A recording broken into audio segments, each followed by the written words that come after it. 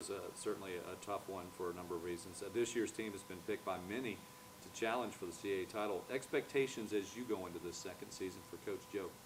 Yeah, well, you know, it's an often used word, expectations, and I think, as I say to the kids, they can read.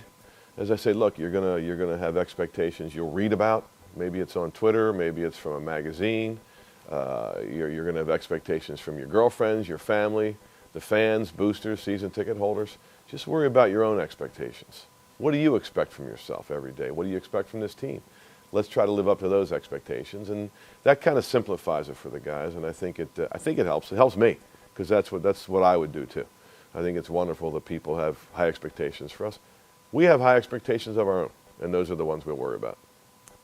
Naismith, he earned All-CAA honors last season. Seemed to take on a leadership role both on and off the court for your team. Talk about what he has meant as you're taking this program under your wing. Dion Naismith is, I always use the expression, he's a bedrock guy. You can build your program on people like Dion Naismith. And the other thing I say about him is that we'll all be working for him one day. He's that kind of guy. He's going to have his MBA, he's a terrific player, and he's a fabulous person. You know, most people wouldn't remember this commercial, but he's like your E.F. Hutton guy.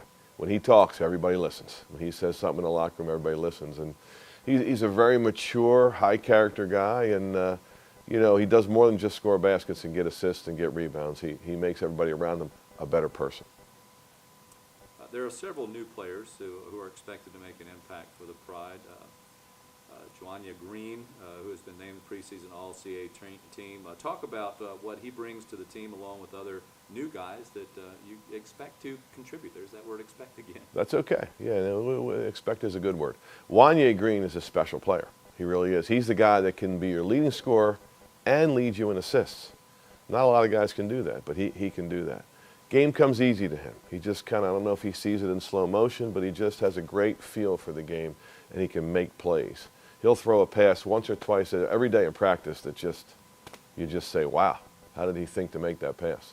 So he's a terrific player, and what's exciting about, we talked about Dion Naismith earlier, Juanya Green, Dion Naismith, Brian Bernardi, who transfers from SMU, Eliel Gonzalez, who sat out last year, who was a freshman, Amin Tanksley, who also transferred from Niagara.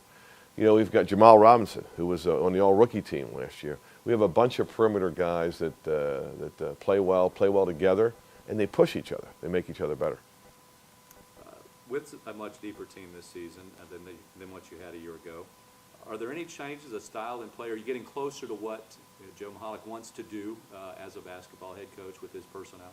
Yeah, last year was more the change than this year. We can go back to doing what we like to do if you can, and that's to play fast and get up and down the floor. I think it's fun to play that way. It's fun to coach that way. It's fun to watch when people play that way. But last year was a little tougher. Last year, I mean, I would tell Zeke Upshaw and Dion Naismith walking out of the locker room, don't foul. Don't foul. Don't get tired and don't get hurt because you can't come out of the game. But now this year we've got some depth and we can, I think, get back to playing the way that I'd enjoy to see a team play. Very good. That's all we have for you. That's it? That's it.